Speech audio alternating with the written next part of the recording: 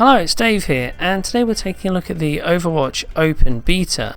Now, we've already had a chance to take a look at the closed beta a couple of weeks ago with a look at performance on consoles, but this time I've actually got a chance to see how the PC version is actually shaping up.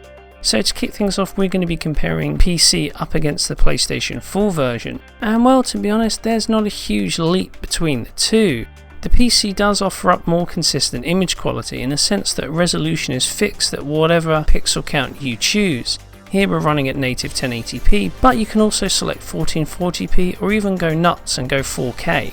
That being said, image quality isn't really a problem on PlayStation 4, and the dynamic resolution doesn't kick in all that often. And when it does, well, the results are actually pretty good. There's some slight softness, but nothing that's going to overly intrude on the experience. Aside from the obvious boost in resolution, the PC version mainly has upgrades with regards to specific visual effects. Take shadows for instance. They're rendered at a higher resolution, and so, as to be expected, they appear sharper and a little bit cleaner.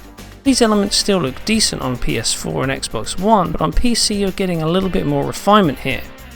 Another area where the consoles fall behind is with regards to reflections. Now, outdoor reflections across windows are present across all three platforms and are rendered to the same standard. However, when you look at reflections on shiny floors and indoor surfaces, you'll notice that more elements are reflected on PC.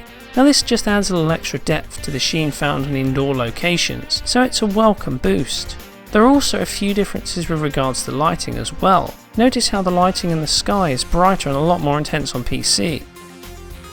Now, in other areas, all three platforms are a match, so it looks like only certain locations actually benefit, and that's pretty much the big upgrades taken care of.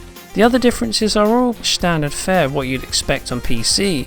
A high level of anisotropic filtering is present, allowing ground textures to appear clearer than on consoles, and we also see better draw distances on PC as well, whereas on PlayStation 4 sometimes we see things such as shadows appearing in later.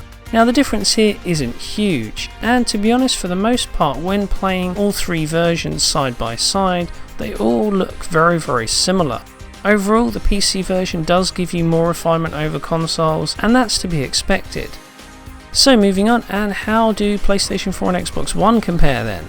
Well, to be honest, the situation is very similar to the previous closed beta test. We've got both versions running with a dynamic resolution. And what's interesting here is that pixel counts really drop below 1080p.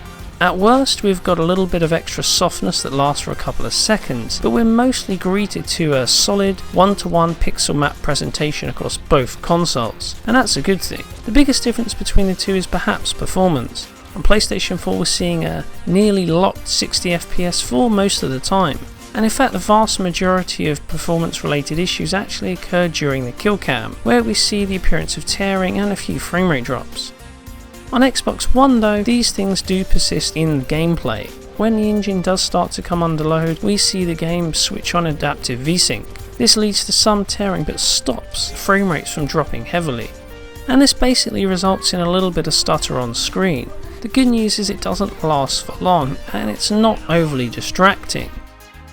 So that's how Overwatch is coming along at the moment, and it's shaping up to be a pretty solid release so far. Yes, performance does drop on occasion, more so on Xbox One, but it's certainly not a deal breaker, and we do get 60 FPS for the vast majority of the time.